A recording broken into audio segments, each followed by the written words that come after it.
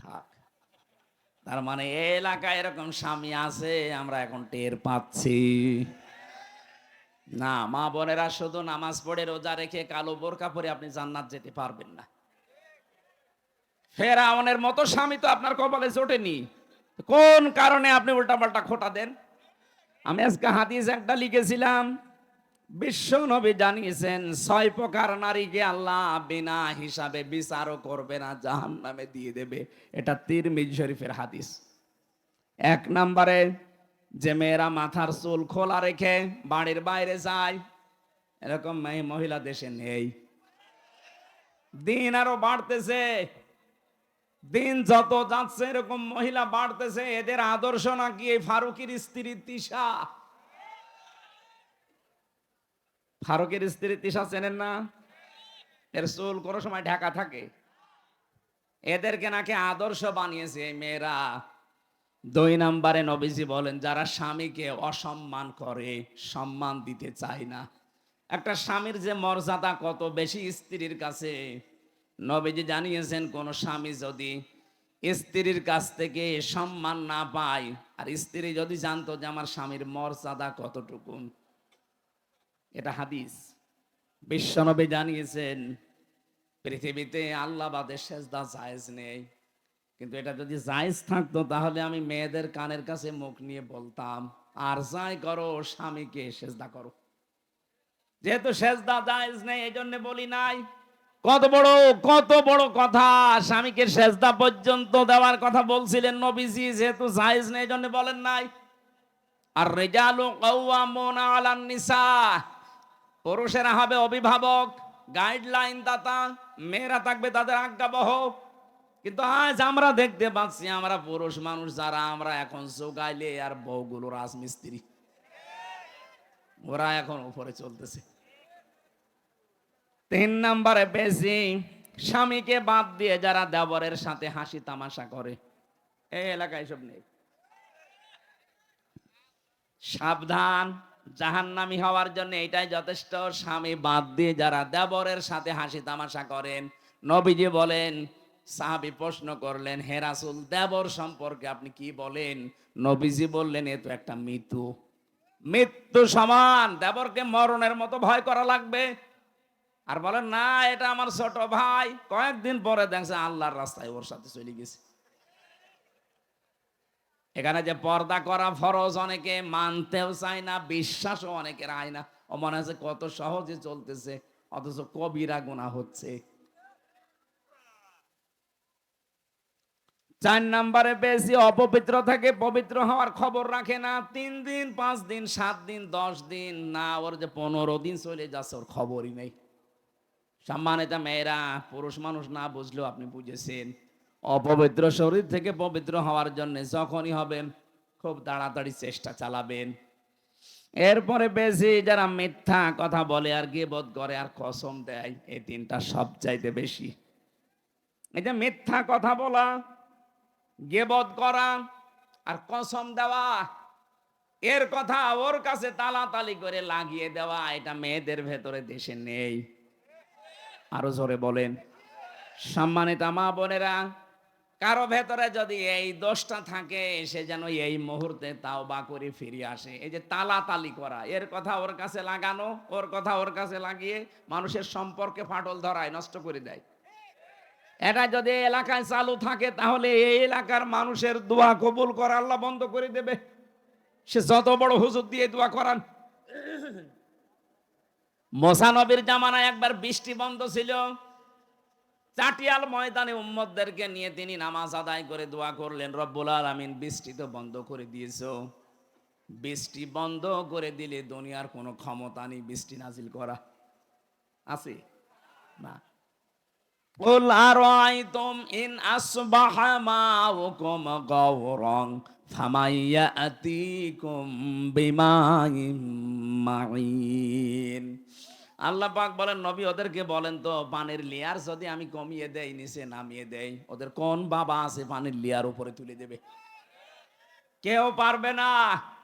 বৃষ্টি দেওয়ার মালিক আমি, আল্লাযী জাআলা লাকুমুল আরদা ফিরাশাও ওয়ানজালা মিনাস সামাই মাআ, জমিনকে যিনি বানিয়েছেন বিছানার মতো, আর আকাশ থেকে যিনি পানি নাজিল করেন, এ দায়িত্ব কার? হাজারো ব্যথা বেদনার পরে ফিরে আসনি তুমি আপন ঘরে,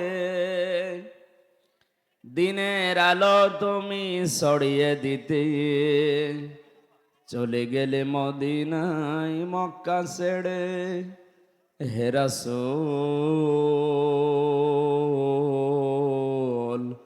তোমাকে ভুলি আমি কেমন করে, হে রাসূল তোমাকে ভুলি আমি কেমন করে। আলহামদুলিল্লাহ।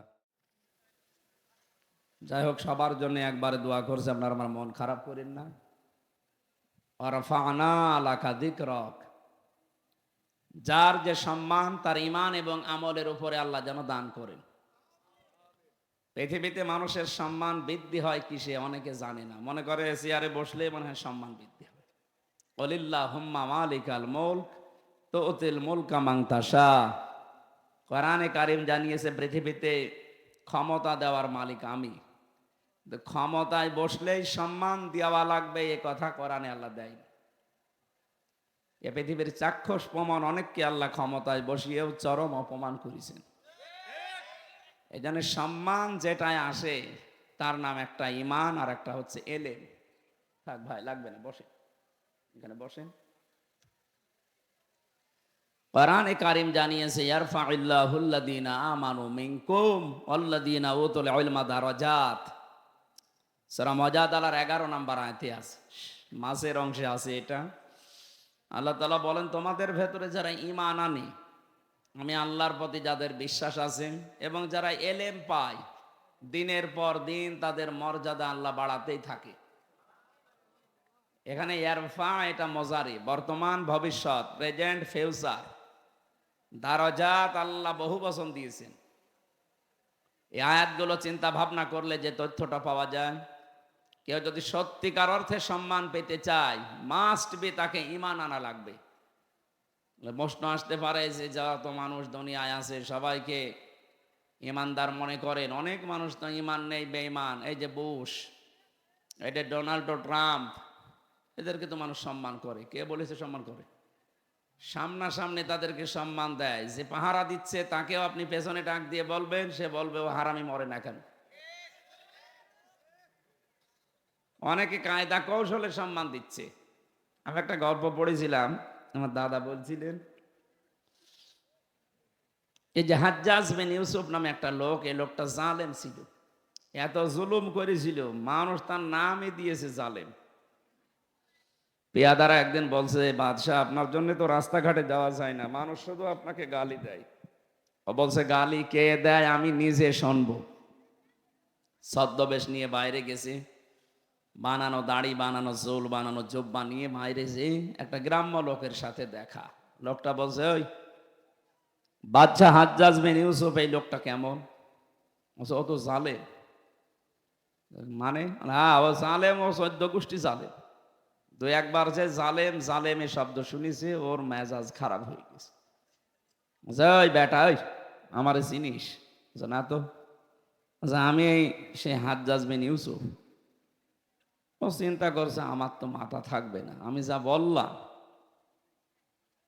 ডাক দিয়ে বলছে, বাদশাহ আপনি কি আমাকে চেনেন? বলছে, না তো। আমি এই গ্রামের ওই লোক যার মাসে 2 দিন মাথা খারাপ হয়, আজকে তার পয়লা দিন। ও, তুই পাগল। পাগল বলে ওই দিন বেশি গিয়েছ, তাছাড়া বাসার কথা ছিল। আমরা ওই 15.5 বছরে পাগল বলেই বেশি আছে। আপনি কথা বোঝেন না, আপনি টের পাননি। যারা বোঝার তারা বুঝেছে। পাগল বলে আমরা বেঁচে আছি, ভালো মানুষ হলে ছাড়তো। শুধু ওই 14টা দল বাদ দিয়ে বাংলাদেশে আমরা যারা আছি সবাই মাসলুম, সে যেই হোক। কথা বুঝতেছেন? কিচ্ছু জানে না এই যে লোকটা। ঘরে ঘুমিয়ে আছে, চোখ বন্ধ করে, ঘুম থেকে উঠে দেখছে জেলখানায়। কি গো, তুই গাছ কেটেছিস? কখন? স্বপ্নে। কিসের মামলা দিয়েছে? গায়েবী। কিসের? সাক্ষী কোথায়? ও গায়েবী। বিচারককে? গায়েবী। মামলার আয়ুকে? ও গায়েবী। সবই গায়েবী চলছে। আমরা পাগল বলে এইভাবে ছিলাম। তাছাড়া যদি একটু বলতাম যে জালেম, আমি রিমান্ডে শুধু একটুকু বলেছিলাম, আমারে বলছে ফেসবুকে আপনি লিখেছিলেন যে শেখ হাসিনা জালেম। আমি বলছি আমি তো শেখ হাসিনা লিখি নাই, আমি লিখেছি পৃথিবীতে এমন একটা দেশ আছে যে দেশের বাদশাহ জালেম। বলছে কোন দেশের নাম বলেছেন? আমরা জানি। শয়তানের কি বল, আমি নাম লিখি নাই, শুধু পৃথিবীর 257টা দেশের ভেতরে ইঙ্গিত দিয়েছি। এই দুনিয়ায় 257টা দেশ আছে, এখানে একটা দেশের বাদশাহ জালেম। ও বলছে কোন দেশের বাদশাহ জালেম আমরা ভালো জানি। তা আপনি জানেন তে আমারে বলেন কেন? আপনি নিজেও তো জানছেন যে ও জালেম, আর আপনি জালেমের সহযোগী। সুতরাং এই 15.5 বছরে জালেমকে যারা ডাইরেক্ট ইনডাইরেক্ট সহযোগিতা করেছেন, যারা সাহায্য করেছেন, পেছনে যারা সাপোর্ট দিয়েছেন, আপনিও কিয়ামতে আল্লাহর মামলার আসামি। বিশেষ করে 1628টা চেয়ারে এই দেশে মেন দায়িত্বে ছিল মানুষ। এই 1628 জন বাঁচতে পারবে না, প্রত্যেকেই এরা জালেম এবং জালেমের সহযোগী। কোরআনে কারীম জানিয়েছে ইন্নামাস সাবিলু আলাল্লাযিনা ইয়াযলিমুনান নাস। সূরা শুরার 42 নম্বর আয়াতের প্রথম অংশে আছে, আল্লাহ পাক বলেন অবশ্যই আমি নিজে মামলা দায়ের করব জালেমদের বিরুদ্ধে। ও সিরাজগঞ্জবাসী, জালেমদের বিরুদ্ধে মামলা দেবে হামজা। কে? আল্লাহ নিজে বাদী হবেন, নিজেই বিচারপতি। মামলার বাদী যত বড় হয় কেস তত বড় হয়। কথা বলেন না কেন? মামলার বাদী যত বড় হবে কেস তত কঠিন হবে। আল্লাহ বলেন আমি নিজে বাদী। টের পাচ্ছেন শব্দটা কত ভয়ঙ্কর? ইন্নামাস সাবিলু আলাল্লাযিনা ইয়াযলিমুনান নাস। যারা এখানে আরবি গ্রামার বোঝে তাদেরকে একটু খেয়াল করার জন্য বলছি। আল্লাহ কিন্তু ইয়াজলিমুন আল মুসলিমুনা দেয়নি। যারা মুসলমানের উপরে জুলুম অত্যাচার করেছে, করবে না। ইয়াজলিমুন আন নাস, হিন্দু কি মানুষ না? কথা বলেন না কেন? খ্রিস্টান মানুষ না? এদের ওপরে যে ধোঁয়া তুলে আপনি অত্যাচার করবেন পালিয়ে যাওয়ার পরে, এটা দেশের জনগণ ভালোভাবে বুঝতে পেরেছে। এই জন্যই মুসলমানেরা মন্দির পাহারা দিয়েছে। আমিরে জামাত ডাক্তার শফিকুর রহমান ঘোষণায় দিয়েছে এদেশে মসজিদ যেমন পাহারা দেওয়া লাগে না, মন্দিরও পাহারা দেওয়া লাগবে না। আমরা খুব ভালোভাবে বুঝেছিলাম আপনি পালিয়ে যে শান্তিতে থাকতে দেবেন না, মাঝে মাঝে নতুন নতুন ইস্যু তৈরি করবেন। করেছেন তাই কি যা শুরু করেছিলেন, আমার তো মনে হচ্ছিল যদি গোপালগঞ্জে ওই দিন না পিটানি খেত তো ইস্যু আরো তৈরি হইতো। আর্মি এমন পিটানো পিটিয়েছে, এমন জায়গায় দিয়েছে যে দেখানোর জায়গাও নেই। ওই কয়েকদিন আমি শুনেছিলাম গোপালগঞ্জ থেকে ঢাকা আসার জন্য দাঁড়িয়ে আসলে 1000 আর বসে আসলে 300। বয় বসে আসার মতো কায়দা রাখেনি, এই কারণে একটু ঠান্ডা আছে। তাছাড়া ওদের যার চরিত্র কি শুরু করে নাই, প্রতিটি নতুন তৈরি করে কি তৈরি করেছিল দেখেন। 15.5 বছর আপনার দাবি কোথায় ছিল? হঠাৎ করে মাটি ফুঁড়ে উঠলেন আর বলে আমরা আনসার। কিসের আনসার? আপনি 43,000 আনসার নিয়োগ দিয়েছে, তার ভেতরে 32,000 সব গোপালী। বাংলাদেশে এখনো 64টা জেলা আছে, আমরা কি ঘাস কাটছি নাকি ঘোড়ার? ওরা এমনি ওইটা করেন, ওদেরকে লাগানো হয়েছিল। পিটানি খেয়ে ঠান্ডা হয়ে গেছে, একটা একটা করে দিন যায় আর একটা করে নতুন নতুন ইস্যু তৈরি করে। কয়েকদিন আগেও একটা ব্যর্থ হয়েছে যে ট্রাম্পের ছবি নিয়ে জুতা মারবি।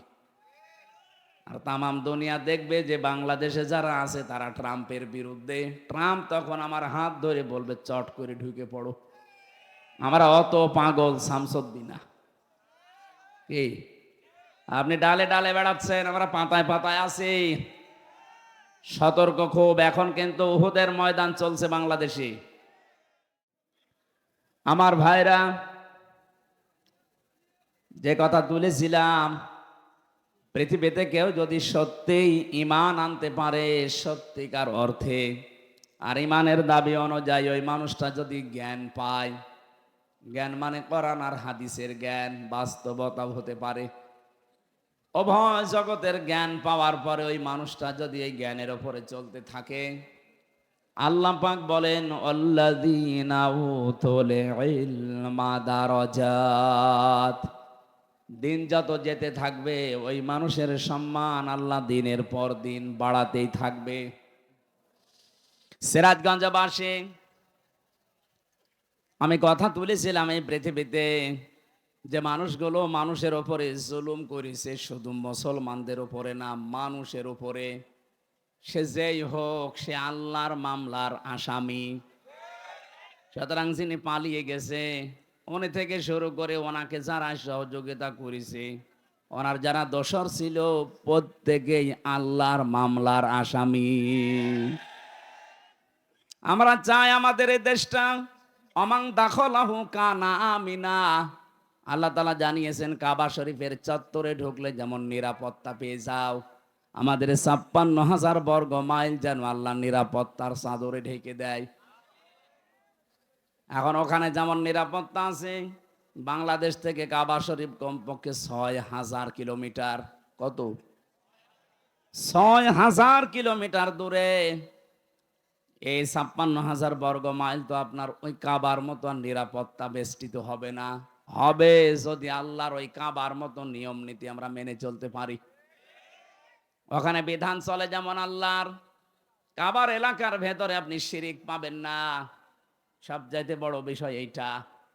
আল্লাহ পাক বলেন যেখানে শিরিক মুক্ত পরিবেশ তৈরি হবে, উলাইকা লাহুমুল আমনু, ওই এলাকা আমি আল্লাহ নিজে নিরাপত্তায় বেষ্টন করে দেই।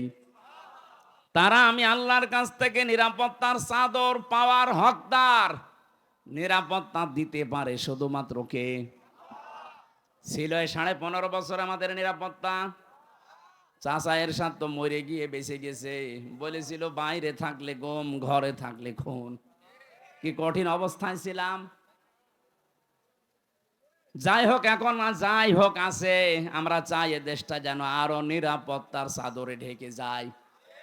কিন্তু এটা ঢেকে যাওয়ার জন্য যে শর্ত আল্লাহ দিয়েছে, মালিকের ওই শর্ত মানা লাগবে। সূরা আনাম ৮২ নম্বর আয়াতের প্রথম অংশে আছে, আল্লাযীনা আমানু ওয়া লাম ইয়ালবিসু ঈমানাহুম বিযুলমিন। আল্লাহ পাক বলেন যারা ঈমান আনবে আর ঈমানের ওই দাবির ভেতরে কোনো শিরিক, কোনো জুলুম মিশ্রণ করবে না, আমি আল্লাহর পক্ষ থেকে তারা নিরাপত্তা পেয়ে যাবে। আমরা চাই কাবার এলাকার মতো, কাবার চত্বরের মতো বাংলার এই ৫৬,০০০ বর্গ মাইল যেন নিরাপত্তার চাদরে ঢেকে যায়। আমরা নির্দ্বিধায় চলাফেরা করতে চাই। মনের ভেতরে আল্লাহ বাদে যেন আর কারো কোনো ভয় কাজ না করে। এরকম একটা দেশ আমরা চাই না? বলেন বলেন। আল্লাহ গ্যারান্টি দিচ্ছেন। এই নেতাদের কথা যদি আমাদের বিশ্বাস হতে পারে যে ওনারা যা বলছে এগুলো মেনে নিলে আমরা শান্তি পাবো, আল্লাহ পাক ১৫০০ বছর আগে গ্যারান্টি দিয়েছেন, ফামাং তাবিআ হুদায়া ফালা খাউফুন আলাইহিম ওয়ালা হুম ইয়াহজানুন। আমার পক্ষ থেকে মাঝে মাঝে হেদায়েত যাবে, সর্বশেষ হেদায়েত যেটা তার নাম কোরআনে কারীম, কিয়ামত পর্যন্ত এইটা ফাইনাল, এরপরে আর আসবে না। এটাকে যদি তোমরা অনুসরণ করতে পারো, অনুগত্য করে দেখাতে পারো জীবনের প্রতিটি ক্ষেত্রে, আমি গ্যারান্টি দিয়ে দিলাম। গ্যারান্টি দিচ্ছে হামজা। কে? ফালা খাউফুন আলাইহিম, কোনো ভয় থাকবে না। কোনো চিন্তাও থাকবে না। আমি ভয়ের বাস্তবতা লক্ষ্য করেছিলাম, কোন মানুষ যদি সত্যি আল্লাহর বিধান পেয়ে দৃঢ় থাকতে পারে, আল্লাহকে রব বলার পরে যদি টিকে থাকতে পারে তার বিধানগুলো নিয়ে, পৃথিবী যত কঠিন হোক না কেন, আল্লাহ পাক বলেন সব চাইতে বড় কঠিন সময় ওই লোকটার মরণের সময়। ওই সময় আমি আল্লাহ ফেরেশতা নাজিল করে সাহায্য করব।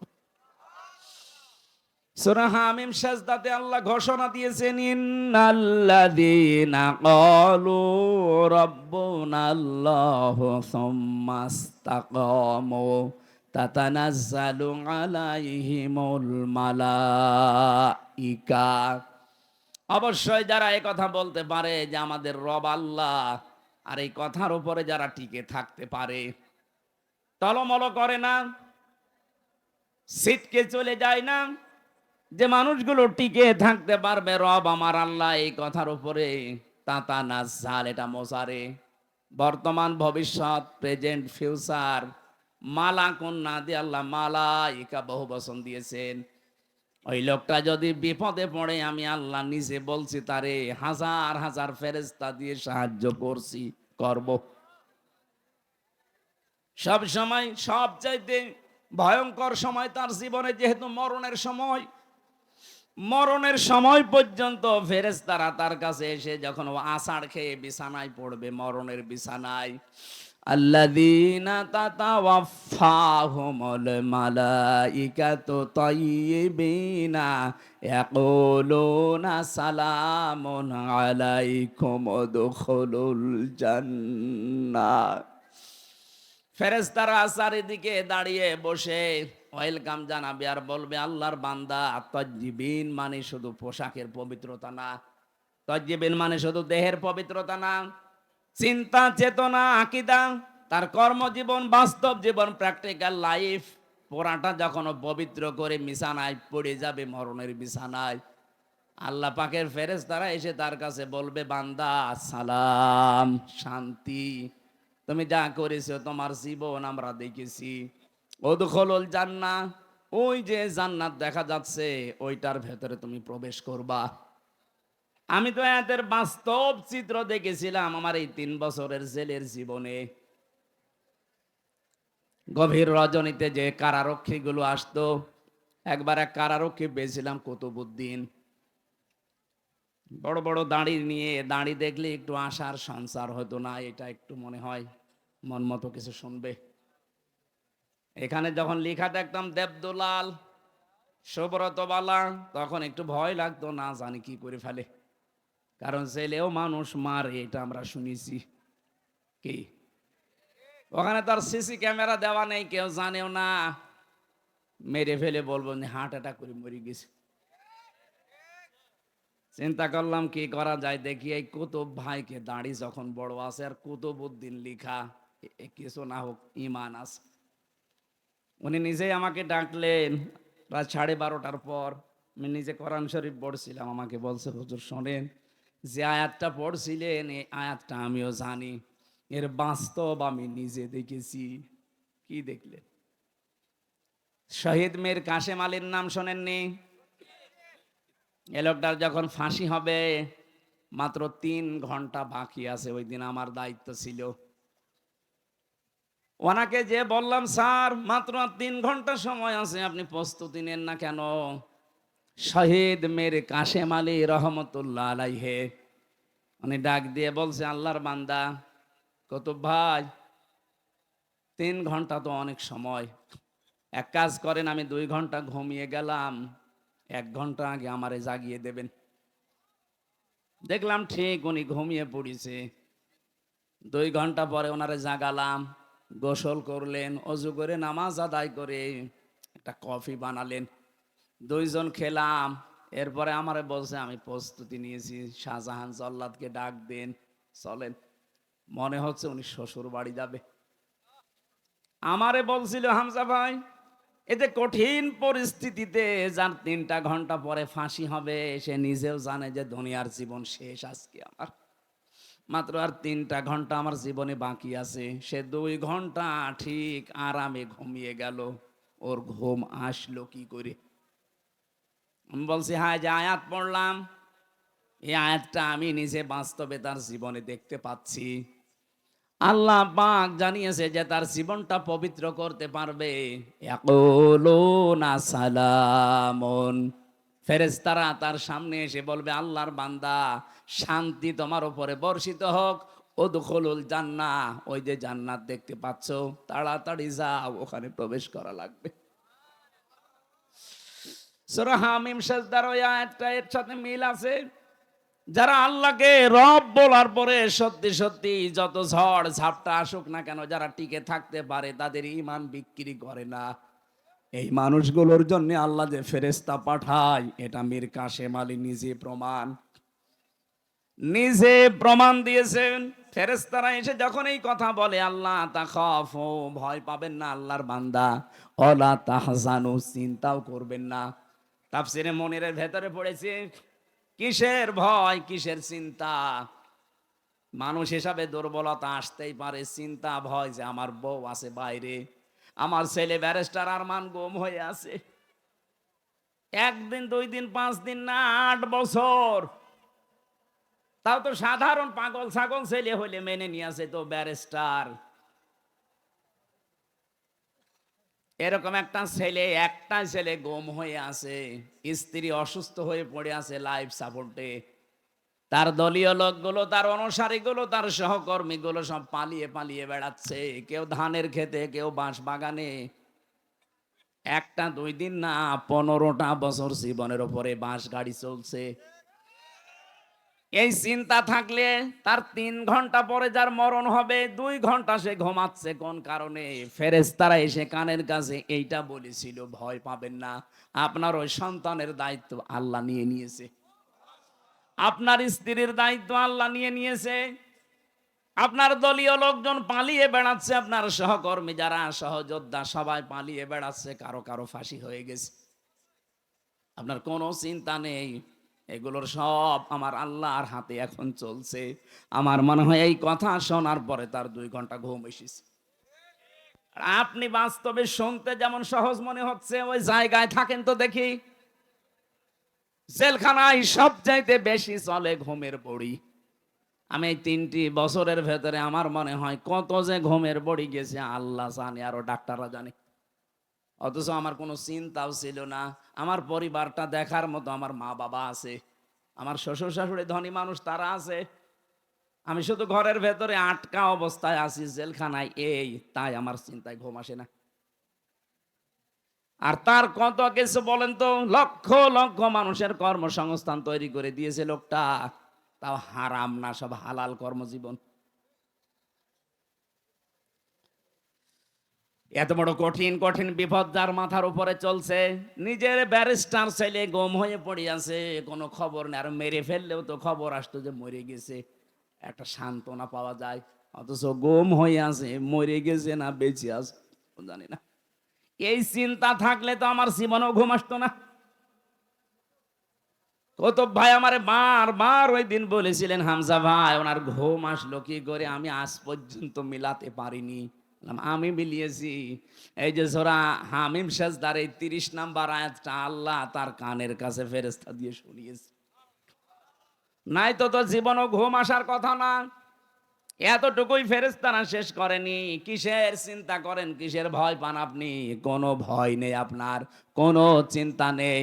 ওয়াবশিরু বিল জান্নাতিল্লাতী কুনতুম তুআদুন, ওই জান্নাতের সুসংবাদ গ্রহণ করেন যার ওয়াদা আল্লাহ করেছেন। নাহানু আউলিয়াউকুম ফিল হায়াতিদ দুনিয়া ওয়া ফিল আখিরাহ, আমরা আপনার সঙ্গে ছিলাম দুনিয়াতে, এখন আপনার সঙ্গে সাথী আছি, জান্নাতে যাওয়া পর্যন্ত আপনার সঙ্গে থাকবো, এমন জায়গায় আপনাকে আমরা পৌঁছিয়ে দেওয়ার জন্য এসেছি। ওয়ালাকুম ফিহা মা তাশতাহি আনফুসুকুম ওয়ালাকুম ফিহা মা তাদদাউন নুজুলাম মিন গফুরির রহিম। এমন একটা বাগানে আপনাকে আমি প্রবেশ করাবো, এমন একটা জান্নাতের ভেতরে আপনাকে আমরা ঢুকিয়ে দেব যেখানে চাওয়ার আগে জিনিস পাওয়া যায়। আল্লাহ আমাদের কপালেও যেন এরকম একটা কিছু লিখে রাখে, বলেন আমিন। দয়াময়ের পক্ষ থেকে এটা বিশাল একটা মেহমানদারি। সিরাজগঞ্জবাসী, আমি আয়াতটা তুলেছিলাম এই কারণে, সত্যি সত্যি যদি আমরা এই পৃথিবীতে আল্লাহকে রব বলার পর টিকে থাকতে পারি, পরিস্থিতি যতই কঠিন হোক, একটা অজানা সুখ, অনির্বচন সুখ আপনাকে আল্লাহ দান করবেন, যেটা পাওয়ার জন্য ওই যোগ্যতা, ওই লেভেলে যাওয়া লাগবে।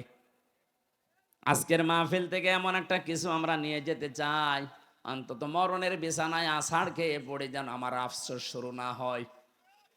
আমি যেন হাসতে হাসতে মরণের বিছানা থেকে আল্লাহর জান্নাত দেখে হযরতে আসিয়ার মতো যেন বলতে পারি, আল্লাহ জান্নাতে আমার জন্য একটা ঘর বানিয়ে দাও, বলেন আমিন। যেহেতু কথাটা এসেছে, আমি মেয়েদেরকে বলছি, সম্মানিতা মা বোনেরা, পৃথিবীতে আপনার স্বামী, অনেক মহিলা কল দিয়ে বলে আপনি খালি মেয়েদের কথা বলেন, পুরুষের বিরুদ্ধে বলতে পারেন না। হ্যাঁ, মেয়েদের কথা কেন বলি জানেন? সবচাইতে বেশি ভালোবাসেন নবীজি এই পৃথিবীতে তিনটা জিনিসকে, তার এক নাম্বারে নারী, স্ত্রী। আপনারা মায়ের জাত, স্ত্রীর জাত, এই জন্য আপনাদেরকে আমিও বেশি ভালোবাসি। কিন্তু আমি দেখতে পাচ্ছি কোরআন আর হাদিসের চোখ লাগিয়ে অধিকাংশ মেয়েরা জাহান্নামে যাচ্ছে। আমি বাঁচাতে চাই আপনাদেরকে। এ পৃথিবীতে আপনার স্বামী যত খারাপ হোক, আপনি তো এইটাই বলতে চান, হামজা ভাই স্বামীদের বিরুদ্ধে ওয়াজ করতে পারেন না, আমি ওয়াজ কি করব? এদেশে আজ পর্যন্ত নারী নির্যাতনের মামলা আছে, পুরুষ নির্যাতনের কোনো মামলা নেই। আমরা যে কোন যন্ত্রণায় আছি এটা বোঝাতেও পারি না। অন্তত ডক্টর ইউনূসকে আমরা আহ্বান জানাবো, খুব তাড়াতাড়ি পুরুষ নির্যাতনের একটা আইন বানান। সেটা আমি একা না, এখানে যত স্বামী বসে আছে অধিকাংশ মানসিক যন্ত্রণায়, মানসিক রোগী হয়ে যাচ্ছে স্ত্রীর ব্যবহারের কারণে। আমি কয়েকটা বলছি, একটু মেলান তো পান কিনা। এটা তিরমিজি শরীফের হাদিস। আল্লাহর নবী বলেন, নেককার মহিলা দুনিয়াতে তো ওইটাকে বলা হয় যেটা 5 ওয়াক্ত নামাজ পড়ে, রমজানের রোজা রাখে, আর কালো বোরকা পরে ঘোরে না। তিরমিজি শরীফের ভেতরে 4টা গুণ দেওয়া আছে। আপনি দেখবেন আপনার স্ত্রীর ভেতরে, আপনার মেয়ের ভেতরে, আপনার ভাবির ভেতরে 4টা পাওয়া যায় কিনা। যদি পাওয়া যায়, তার জন্য জান্নাতের 8টা দরজা খোলা থাকবে। আর যদি এই 4টার একটাও পাওয়া না যায়, জান্নাত না জাহান্নামের 7টা দরজা খোলা থাকবে। 1 নম্বরে, ইদা নাজারা ইলাইহা সাররাতুহু, স্বামী যখন তার দিকে তাকাবে, সে স্বামীকে আনন্দ দেবে, হয় কথাবার্তা দিয়ে, ব্যবহার আচার দিয়ে, অভ্যর্থনা দিয়ে, যেভাবেই হোক স্বামীকে সে আনন্দ দেবে। আজ বাংলাদেশের দিকে তাকান, এইরকম মহিলা এখন ঘরে ঘরে নেই। এটা তো গ্রাম অঞ্চলে, জন্য বুঝতেছেন না। এখানে এখনো ভালো মানুষ আছে, শহরের অবস্থা আরো খারাপ। স্বামী যখন বাইরে থেকে আসবে, ওর চেহারার দিকে তাকালে অর্ধেক ক্লান্তি দূর হয়ে যাওয়ার কথা, না আরো ক্লান্তি বেড়ে যায়। সম্মানিত মা বোনের, এটা হাসির খোরাকি না, এটা দুনিয়ার কাজও না, এটা আখেরাতের কাজ। আপনার স্বামীর আনন্দ নিয়ে, স্বামীর ভালোবাসা নিয়ে আপনার জান্নাত আল্লাহ তৈরি করবে। যখনই আসবে আপনি মনে করবেন দুনিয়ায় সব চাইতে বড় মেহমান আমার বাড়িতে এসেছে। নবীজির স্ত্রী উম্মে সালমা, না উম্মে মাইমুনা, হযরতে মাইমুনা রাদিয়াল্লাহু তাআলা আনহা, তিনি একবার সাজগোজ করে বাড়িঘর পরিষ্কার করে বিছানা পাতি চাদর বিছিয়ে তিনি অপেক্ষায় আছেন। এলাকার মেয়েরা এসে বলে, মাইমুনা কে আসবে আজকে এত সাজগোজ? হযরতে মাইমুনা বলেছেন, হে আমার এলাকার মানুষেরা, হে মহিলারা, এ পৃথিবীর সর্বশ্রেষ্ঠ মেহমান আমার স্বামী মুহাম্মদুর রাসূলুল্লাহ আজকে বাড়িতে আসতেছে। বলেন তো, তাদের কাছে সবচাইতে বড় মেহমান ছিল তার স্বামী। আর এখন যদি ঘর বাড়ি একটু পরিষ্কার করে, বিছানায় চাদর নতুনটা বিছায়, এলাকার মেয়ে লোক যদি জিজ্ঞাসা করে, কি গো আজকে এত সাজগোজ, এমনকি স্বামীও যদি তাকে বলে, কি গো আজকে এত বেশি সাজগোজ, কে আসবে? বলবে জানো না লোক আসবে, তার মানে আপনি ওর কাছে লোকই না। কি আপনি কি ওর কাছে? কিছুই না। ওর বিয়ে আসবে বলে এত সাজগোজ করে বসে আছে, আপনি জিজ্ঞাসা করলেও বলবে আজকে জানো না লোক আসবে, তা আমি কি, আমি কি লোক না? সম্মানিত মা বোনেরা, আপনার এই কাজটা পরিবারে হচ্ছে না। স্বামীকে এই সম্মান জানান না, সম্মান রাখেন না স্বামীর। এই কারণে আজ হাজারো স্বামী পরকীয়া প্রেম করে। দেখলেন, এখানে ওই রোগে রোগী আছে,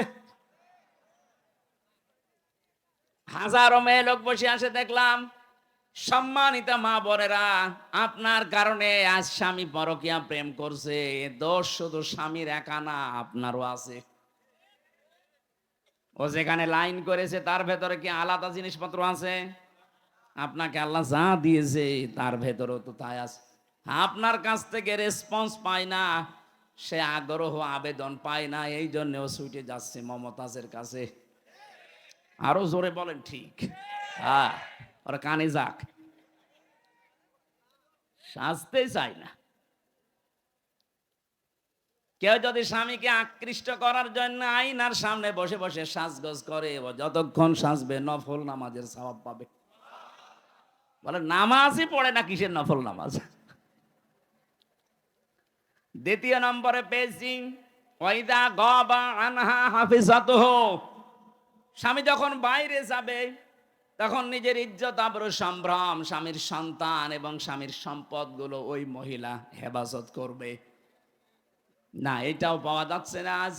স্বামী বাইরে গেলে অধিকাংশ মহিলা দিন পায়, মনে হচ্ছে যে একেবারে জান্নাত পেয়ে গেছে। কোন জায়গার কোন পুরাতন বন্ধু ডাক দিয়ে নিয়ে এসে উনি একেবারে আল্লাহর রাস্তায় মজে গেছে।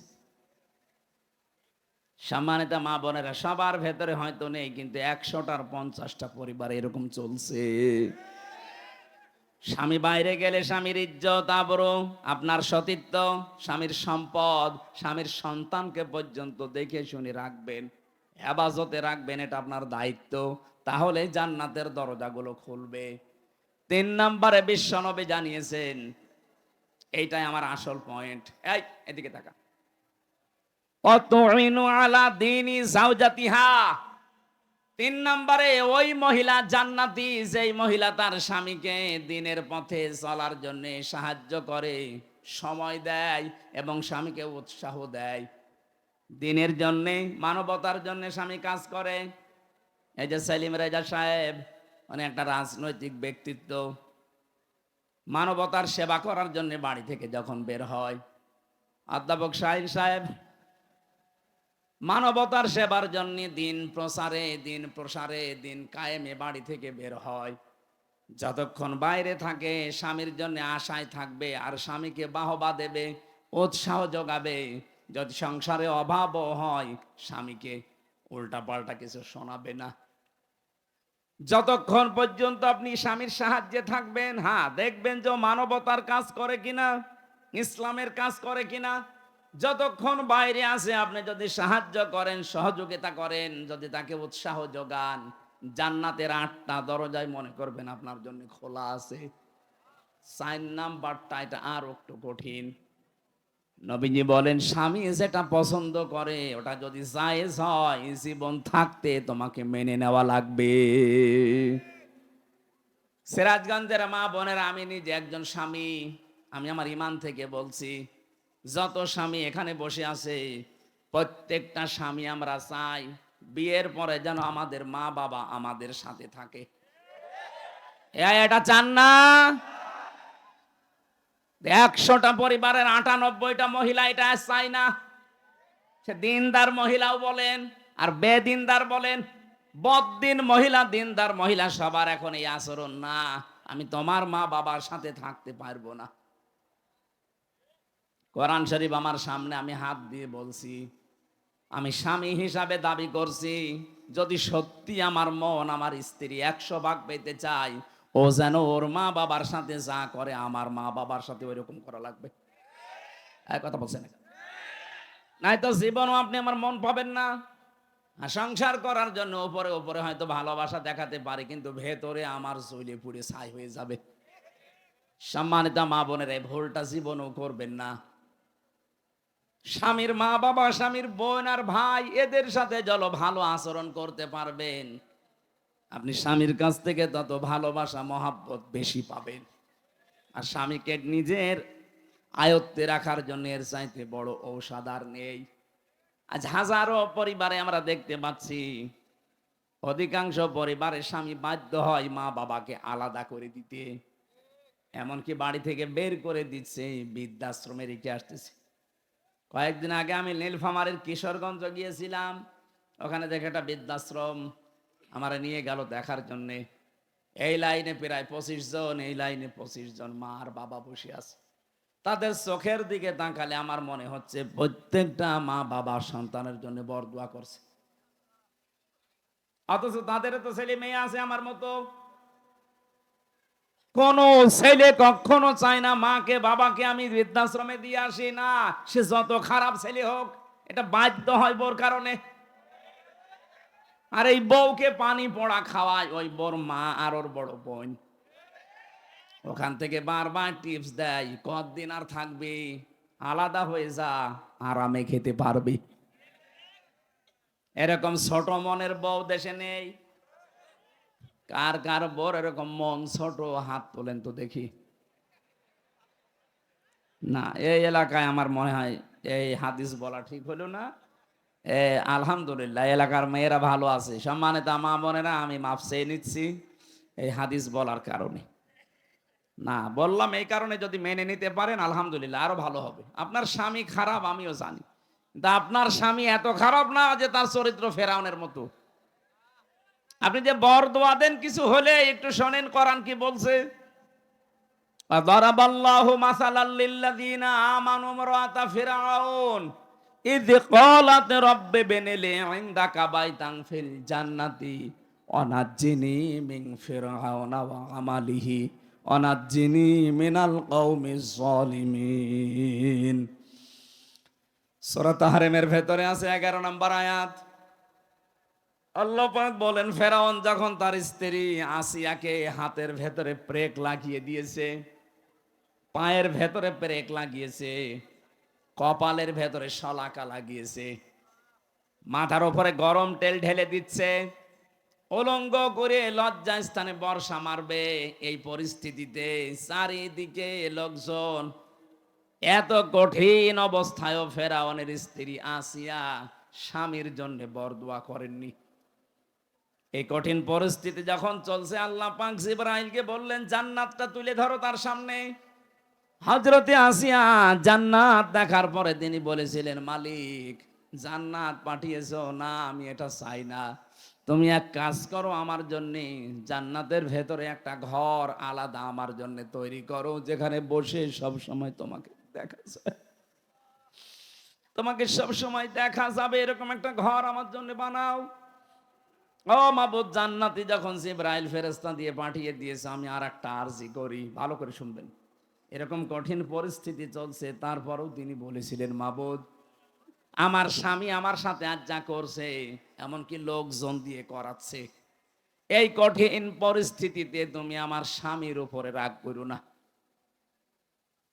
এমনকি যাদেরকে দিয়ে অত্যাচার করাচ্ছে, তুমি তাদের হাত থেকে আর আমার স্বামীর হাত থেকে তুমি আমাকে রক্ষা করো, কিন্তু তাদের ওপরে তুমি গজব দিও না। কত বড় কঠিন পরিস্থিতি, এর বড় স্বামীর জন্য তিনি বরদোয়া দেননি। আর আপনি একটা সাবান কম হলে গালি দেন। থাক, তার মানে এই এলাকায় এরকম স্বামী আছে, আমরা এখন টের পাচ্ছি না। মা বোনেরা, শুধু নামাজ পড়ে রোজা রেখে কালো বোরকা পরে আপনি জান্নাত যেতে পারবেন না। ফেরাউনের মতো স্বামী তো আপনার কপালে জোটেনি। কোন কারণে আপনি উল্টাপাল্টা খোঁটা দেন? আমি আজকে হাদিস একটা লিখেছিলাম, বিশ্ব নবী জানিয়েছেন 6 প্রকার নারীকে আল্লাহ বিনা হিসাবে বিচারও করবে না, জাহান্নামে দিয়ে দেবে। এটা তিরমিজি শরীফের হাদিস।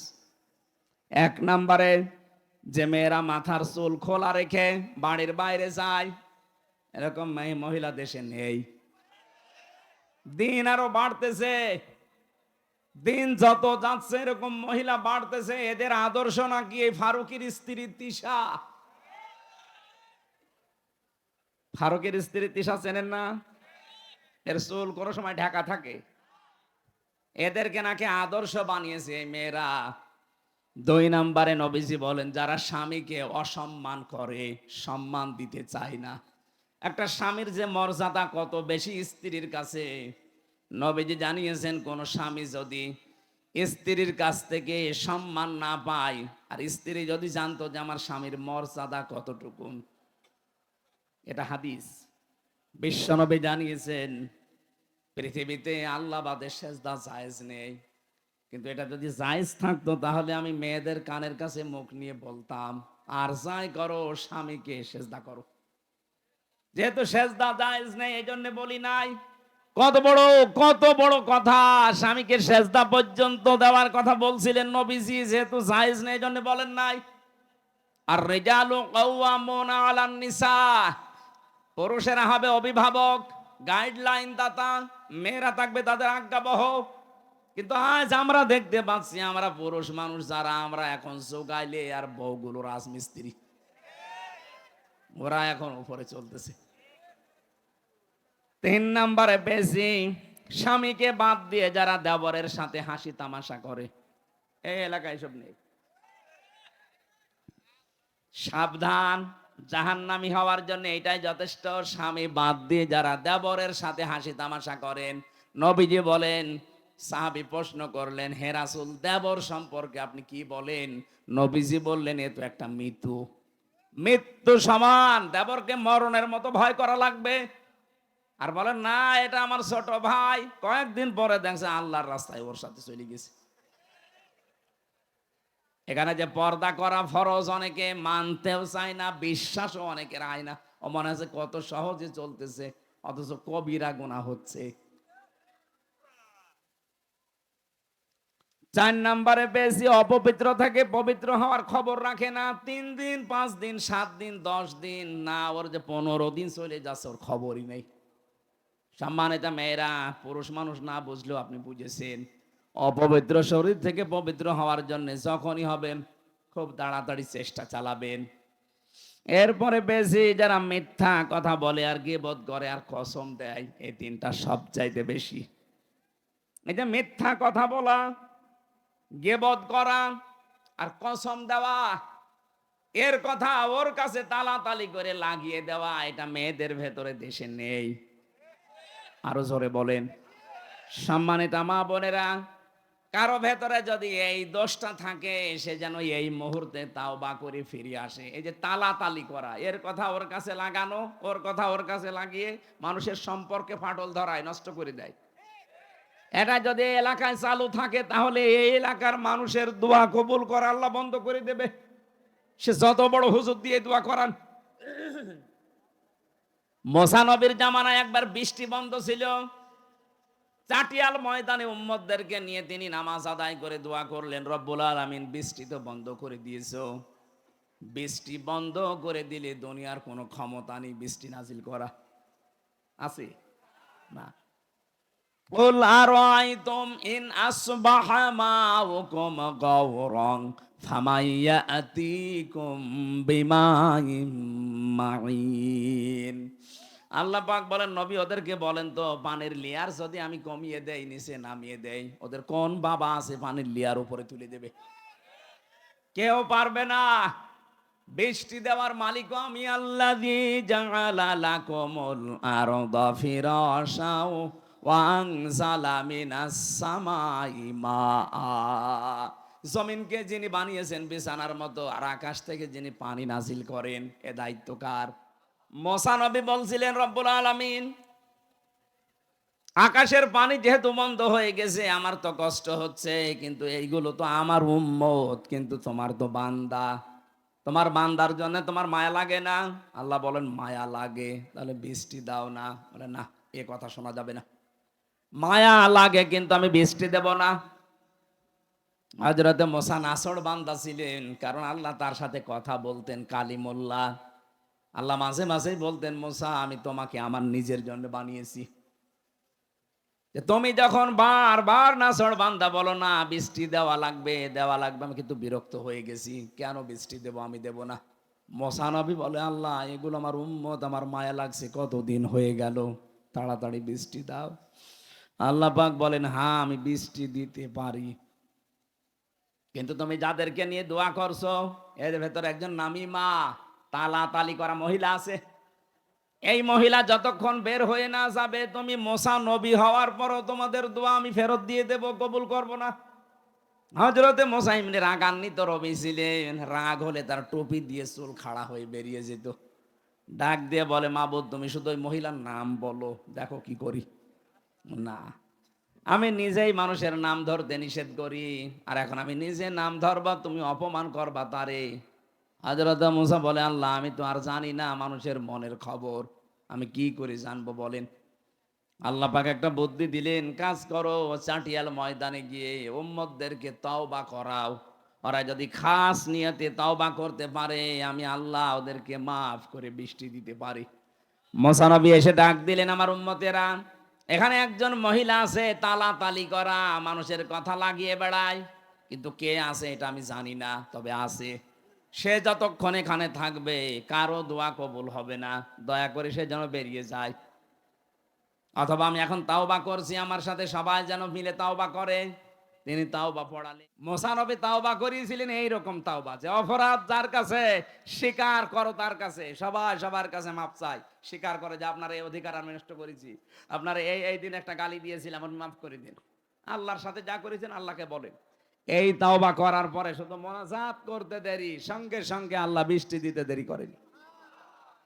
সুতরাং এখানে যদি কোনো মহিলা কোনো পুরুষ এই তালা তালি করার এই রোগে রুগী থাকেন, এক্ষুনি বেরিয়ে চলে যাবেন, নাই তো এই মাহফিল মাঠে মারা যাবে। দেখেন তো কোনটা উঠছে, ওই যে দুইজন উঠে চলে যাচ্ছে, যাক তাড়াতাড়ি করা মানুষ লাগবে না, দেন বের করে দিন। 6 নম্বরে পেয়েছি, ওই মহিলা জাহান্নামী যে অন্যের সুখে হিংসা করে। সিরাজগঞ্জে নেই? আমার হোক, অন্য কারো যেন না হয়, এত হিংসা ভেতরে, যে আমার 20 তালা হোক, অন্যের যেন 1 তালাও না হয়। দরুদ সালাম পাঠ করে আমাদের আজকের আলোচনার বিষয় হচ্ছে আমল নামা। কি বললাম? এটা নাম শুনতে যত ছোট মনে হচ্ছে, এটা কিন্তু অত ছোট জিনিস না। কিয়ামতে এইটার উপরে ভিত্তি করে আপনার বিচার হবে। মনে করেন একটা কিয়ামত কায়েম হয়ে গেছে, একেবারে সামনাসামনি আপনাকে আল্লাহ ডাক দিচ্ছে। আল্লাহ রাব্বুল আলামিন মনে করেন হামজাকে ডাক দিয়ে বলছে, এদিকে আসো, আমার সামনে দাঁড়াও। ফাম্মা মান উতিয়া কিতাবাহু বিয়ামিনিহি ফায়াকুলু হাউমুকরাউ কিতাবিয়া। যাকে আমি আল্লাহ ডান হাতে আমল নামাটা ধরিয়ে দেব, ওর জীবনী দেখার পর এ মানুষটা আমল নামা হাতে নিয়ে পড়তে থাকবে আনন্দে, আর মানুষকে বলতে থাকবে, ইন্নী জানানতু আন্নী মুলাকিন হিসাবিয়া, অবশ্যই আমি বিশ্বাস করতাম যে আমার হিসাব দেওয়া লাগবে। ও সিরাজগঞ্জবাসী, মানুষের জীবন যদি পরিচ্ছন্ন করতে হয়, পরিষ্কার বানাতে হয়, পবিত্র করতে হয়, অবশ্যই আপনাকে হিসাব এটা ভিতরে নিয়ে আসা লাগবে। আপনার দুনিয়ায় যে কাজ করার আগে আখিরাতের এই হিসাবের এটা সামনে নিয়ে আসা লাগবে। আল্লাহ এই জন্যই দিয়েছেন, ইন্নী যানাতু আন্নী মুলাকিন হিসাবিয়া, অবশ্যই আমি এটা বিশ্বাস করতাম দুনিয়ায় যে আমাকে আল্লাহর সামনে হিসাব দেওয়া লাগবে। খলিফাতুল মুসলিমিন হযরত ওমর ইন্তেকালের 12 বছর পর তার সন্তান আব্দুল্লাহর সাথে দেখা স্বপ্নে হযরতে আব্দুল্লাহ ডাক দিয়ে বললেন, বাবা কোথায় ছিলেন এতদিন, কতদিন দেখি নাই। হযরতে আব্দুল্লাহ ডাক দিয়ে বলেছেন, আব্বা কনে কোথায় ছিলেন, আমি তো দেখি নাই আপনাকে। হযরত ওমর বলেছিলেন, সন্তান 12টা বছর আমি দুনিয়ার জীবন ছেড়ে দিয়েছি, আমি আল্লাহর সামনে দাঁড়িয়ে আমার জীবনের কৃতকর্মের হিসাব দিচ্ছিলাম, শেষ পর্যন্ত আল্লাহ আমার দিকে তাকিয়ে আমাকে মাফ করে দিয়েছে। এই আয়াতের তাফসীর পড়তে গিয়ে পেয়েছি, আল্লাহ পাক যদি কিয়ামতে কাউকে ইচ্ছা করে যে তাকে মাফ করে দেবে, মনে করেন আমাকে, সেলিম রেজা ভাইকে, এই মানুষগুলো শাহিন ভাইকে যদি আল্লাহ মনে করে আমি মাফ করে দেব, একটা কুদরতের চাদর দিয়ে ঘিরে নেবে আগেই। লক্ষ কোটি কোটি মানুষের সামনে থেকে তার হাতটা ধরে নিয়ে এসে চাদর দিয়ে ঘিরে ফেলবে। আল্লাহ নিজের সামনে দাঁড় করিয়ে বলবে, হামজা এই করেছিলি বল। মানুষ মাথা নিচু করে বলবে, রব্বুল আলামিন আমার ভুল হয়ে গেছে। তাফসিরে এইটাই লেখা আছে, মানুষ যখন মাথা নিচু করে অনুতপ্ত হয়ে বলবে, আল্লাহ আমার ভুল হয়ে গেছে, আল্লাহ বলেন আমার কুদরতের জরিয়ার ভেতরে জোশ পয়দা হয়ে যাবে। ওই বান্দার কাকতি মিনতি আর চেহারার দিকে নাকি আমার একটা মায়া লাগবে, তখন আমি ওরে বলবো, যা তোরে আমি মাফ করে দিলাম। কিন্তু কাউকে যদি আমি হিসাব নেই, এক গ্লাস পানির হিসাবও আমাকে দিতে পারবে না। এই জন্য আজকে সবাই এই দোয়া করে যাবেন, যেহেতু আমল নামা হিসাব এই বিষয়টা আজকে সামনে আসবে। এখন এই মনে মনে এই মাহফিলে দোয়া করেন, রব্বুল আলামিন কিয়ামতে তুমি আমার জীবনের হিসাব অন্তত নিও না, বিনা হিসাবে তুমি মাফ করে দিও। কারণ আল্লাহর যে বিচারের সিস্টেম, আল্লাহর বিচারে কোনো অবিচার বলতে কিছু, আরো জোরে বলেন, আল্লাহর বিচার ব্যবস্থায় অবিচার, আরো জোরে, আল্লাহ যদি ন্যায় বিচার করে কেউ বাঁচবে না। যত বড় আবেদ বান্দা হোক, যত বড় মহিলা আবেদা হোক, যদি আল্লাহ ন্যায় বিচার করে জান্নাত পাওয়া সম্ভব না। একটা পথ খোলা আছে, আল্লাহ যদি দয়া করে মাফ করে দেয়। এই জন্য কাবা শরীফ যখন দেখবেন তাওয়াফ করে মানুষ, তখন প্রত্যেকে এ কথা বলে রুকনি ইয়ামিনি থেকে ষষ্ঠ চক্কর দেওয়ার সময়, আল্লাহুম্মা ইন্না আলাইয়া হুকুকান ফিমা বাইনি ওয়া বাইনিকা। রব্বুল আলামিন আমার মাঝে আর তোমার মাঝে অনেকগুলো দেনা পাওনা আছে, তুমি আমার মালিক হিসাবে আমার পাওনা যা দেওয়ার সবই তো দিয়ে দিয়েছো। আমাকে নেই থেকে আজকে তুমি হামজা বানিয়েছো, আমাকে নেই থেকে তুমি সেলিম রেজা বানিয়েছো, কথা বলেন ঠিক কিনা? কিন্তু তোমাকে দেওয়ার মতো আমার তো কোনো পুঁজি নেই। হ্যাঁ, একটা জিনিস আমার কাছে আছে, তুমি আমারে মাফ করে দাও, এইটাই আমার পুঁজি। আল্লাহ পাক বলেন, বান্দা এই আমল নামা পাওয়ার পরে আনন্দে আত্মহার হয়ে বলবে, রব্বুল আলামিন আমার চিন্তা নেই, কারণ আমি বিশ্বাস করতাম আমাকে হিসাবের মুখোমুখি হওয়া লাগবে। ফাহুয়া ফি ঈশাতির রাদিয়া, এই মানুষটা আমি একটা শান্ত এবং সন্তোষজনক জীবন আমি তাকে দিয়ে দেব। ফি জান্নাতিন আলিয়া, সুউচ্চ জান্নাতে তাকে আমি পৌঁছাবো। কুতুফুহা দানিয়া, যার ফলগুলো তার মুখের কাছে এসে ঝুলন্ত হতে থাকবে। জান্নাতের এই পরিবেশে ওই মানুষটা কোনো দিন বলবে না আল্লাহ আমি ফল খাবো। মনের ভেতরে যদি কামনা বাসনা আছে, সঙ্গে সঙ্গে ফল আপনার মুখের ভেতরে পড়ে যাবে, টপ করে ছিঁড়িয়ে। জোরে বলো সুবহানাল্লাহ। আল্লাহ পাক বলেন, এরকম একটা বিষয় তোমার সামনে অপেক্ষা করছে, কুলু আশরাবু হানিয়াম বিমা আসলাফতুম ফিল আইয়ামিল খালিয়া। আল্লাহ নিজে জানিয়েছেন, তখন আমি তাকে বলবো মন মতো খাও, যা ইচ্ছা পান করো, কারণ বিগত দিনে এইটা খাওয়ার জন্য বহু কষ্ট স্বীকার করেছো। আজ আমাদের দুনিয়ায় যারা আমরা কষ্ট স্বীকার করছি আল্লাহর বিধানের উপরে চলতে গিয়ে, আল্লাহকে রাজি করার জন্য রাতের বেলা অনেকে তাহাজ্জুদ পড়েন, একটা লম্বা সেজদা দেবেন, দেখবেন একটা আলাদা আনন্দ আপনার ভেতরে আল্লাহ তৈরি করে দেবে। আজকে রাত থেকে আরম্ভ করবেন, যদি সময় পান, এই 1.5 মিনিট 2 মিনিট না, অন্তত 15-20 মিনিট, আধা ঘন্টা 1 ঘন্টা পড়ে থাকবেন সেজদায়। কারণ আল্লাহ পাক নিজের পা আপনার কপালের সামনে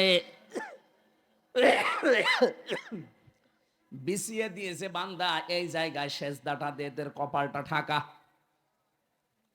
আপনি যখন 2 মিনিট 5 মিনিট না ওয়াসজুদ ওয়াকতারিব সেজদা দিলে মানুষ আল্লাহর কাছাকাছি চলে যায়।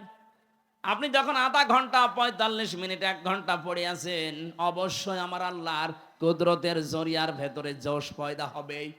আল্লাহ যেন মাঝে মাঝে আপনি শুনতে পাবেন না, কিন্তু অনুমান করতে পারবেন। আল্লাহ যেন আপনাকে ডাক দিয়ে বলবে, কি বান্দা কি হয়েছে বল দেখি। এইটাই জীবনের সফলতা। যিনি প্রধানমন্ত্রী ছিল এতদিন অবৈধ, উনি যদি এই সিরাজগঞ্জের যিনি মারা গেলেন, এই যে কি জানো নাসিম উদ্দিন, এই নাসিম সাহেবকে যদি ঢাকা থেকে উনি বলতেন, নাসিম ভাই কোনো ভয় নেই, আপনি আমার সামনে আছেন, আমার চোখের সামনে, নাসিম সাহেবের বুক কত বড় হয়ে যেত।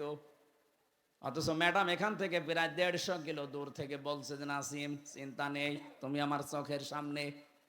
একটা দেশের প্রধানমন্ত্রী এই কথা বললে যদি নাসিম সাহেবের বুক বড় হয়ে যায়। আল্লাহ বলছেন বান্দা তুই আমার চোখের সামনে, কিসের ভয়? তোর বুক তো নাসিম সাহেবের চাইতে 10 ডবল বড় হওয়া দরকার। আমি আমার এই ছোট মেয়েটাকে মাঝে মাঝে পরীক্ষা করে দেখেছি। ওর যখন 1.5 বছর বয়স ছিল, 1 বছর ছিল, যে ওই সময় আমার জেলখানায় নিয়ে যায়। বড়টার বয়স ওই সময় 7 বছর। ওরে উপরে ধাক্কা দিলে ছুঁড়ে মারলে কান্নাকাটি করতো। আর ছোটটা ফারিহা, আরে 1 বছর তো উপরে দিলেই হাসতো। চিন্তা করতাম বড়টা কান্নার কথা আর ছোটটা হাসে, বড়টা কান্দে কেন? বড়টা তো আরো হাসি হাসি পাওয়ার কথা, যেটা আনন্দ লাগবে। বড়টা কাঁদতে এই কারণে ও জানতো আমি একটু ভারী হয়ে গেছি। আমার বাবা উপরে যত মারবে যদি ধরতে না পারে আমার কিন্তু অবস্থা খারাপ হয়ে যাবে। আর ছোটটার ভেতরে এই বিশ্বাস নেই। ওরা আমার প্রতি এই বিশ্বাস জন্ম ছিল, আমার বাবা যত উপরেই মারবে নিচে হাত পেতে রাখবে। আল্লাহ পাক বলেন বান্দা একটা সেজদা দিয়ে যখন লম্বা পড়ে থাকবে, তোর এই বিশ্বাস আসবে আমার আল্লাহ আমার কথা না শুনে পারে না। তোর বিশ্বাস যেই পর্যায়ে পৌঁছাবে ওই দাবি নিয়ে আমি আল্লাহ তোর সামনে হাজির হয়ে যাব। এটা ফিল আইয়ামিল খালিয়া, পেছনের জীবনে তো বহু কষ্ট করলি। আজকের এই খাবার, আজকের এই পানীয়, আজকের এই নিয়ামত আমি তোর জন্য বরাদ্দ করে দিয়েছি। এখন শুধু প্রবেশ কর, কিয়ামত পর্যন্ত এই নিয়ামতের ভেতরেই তুই থাকবি। কেউ তোকে বের করে দেবে না, আর তোর বের হতে মনও চাইবে না।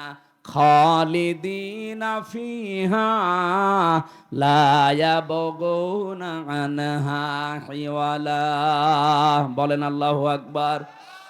আল্লাহ আমাদের ডান হাতে আমল নামা দিয়ে এরকম নিয়ামত রাশির ভেতরে যেন নিক্ষেপ করে আবাদান আবাদান, যেটা শুরু হবে আর শেষ হবে না, এরকম জায়গায় যেন যাওয়ার তৌফিক দেন। এর পরবর্তীতে আল্লাহ জানিয়েছেন ওয়া আম্মা মান উতিয়া কিতাবাহু বিশিমালি, যাকে আমি আল্লাহ বাম হাতে আমল নামা দেব এইভাবেই না, এই বাম হাতটা বুকের ভেতর দিয়ে দিয়ে পেছন দিয়ে বের করা হবে। তাফসিরে কাবিরের ভেতরে আছে বুক ফেড়ে এর ভেতরে হাত ঢুকিয়ে পেছন দিয়ে বের করবে। শুনতে যত সহজ মনে হচ্ছে, এদিকে আসেন একটু আপনাকে দেখাই কেমন লাগে দেখেন। আল্লাহ পাক বলেন আমি এটা করব।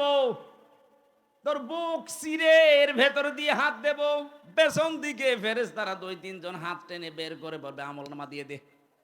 বিশাল এক জীবনের খাতা আপনার হাতের উপরে দিয়ে এবার বলবে বুকের ভেতর দিয়ে বের কর। মাঝখান পর্যন্ত এসে বেরও হবে না, পেছনেও যাবে না। বলেন তো এরকম অবস্থা আমাদের জীবনে নেই? যদি একবার এরকম হয়ে যায় আমলনামা খারাপ হওয়ার কারণে, কি হবে আপনার এই দুনিয়ার 500 বছরের হায়াত? আল্লাহ আমাকে যে স্মরণ করাচ্ছেন, এখনো স্মরণ কর, এটা হবে তোর সামনে। এরপরে দিয়েছেন ফায়াকুলু ইয়া লাইতানি লাম উতা কিতাবিয়া। লোকটা বুকের ভেতরে যখন আমলনামাটা বেজে যাবে, খাতাটা বলবে আল্লাহ তুমি যদি এটা না দিতে, এটা যদি আমি না দিতে আমাকে, তাহলে তো ভালো হতো। আলামা আদিরি মা হিসাবিয়া, আজকে যদি আমার হিসাবই না হতো আমার জন্য সবচাইতে ভালো হতো। ইয়া লাইতাহা কানাতিল কাযিয়া মা গনা আন্নি মালিয়া হালাকা আন্নি সুলতানিয়া। আমার মরণই যদি আমার শেষ হয়ে যেত, মরণের পরে যদি ওঠা লাগবে আমল নামা দেবে, তাও তো বুকের ভেতর দিয়ে পেছন দিয়ে বের করে আবার আটকিয়ে যাবে। এগুলো যদি আমার মরণেই শেষ হয়ে যেত, আমার যে সম্পদ ছিল, আমার যে বিশাল সম্পদ অধিকারী ছিলাম, কই সে সম্পদ? আমার তো কোনো কাজে আসলো না আজকে। আমার তো মনে হচ্ছে আয়াত পড়ার পরে বাংলাদেশের বহু মানুষ আমরা এই অবস্থায় আছি। এটা বলবো আমরা, হালাকা আন্নি সুলতানিয়া, আমার ক্ষমতা আজকে আমার হাত ছাড়া হয়ে গেছে। আল্লাহ এত রাগান্বিত হয়ে যাবেন, আয়াতটা পড়লে আমার কেমন ভয় লাগে। খুযূহু ফাগুল্লুহু সুম্মাল জাহিমা সাল্লু। আল্লাহ ডাক দিয়ে বলবেন ফেরেশতারা ধর, এ নাফরমানকে ধর, জাহান্নামের ভেতরে নিয়ে যা। ধরা নিয়ে যাওয়ার আগে ইয়া লাইতা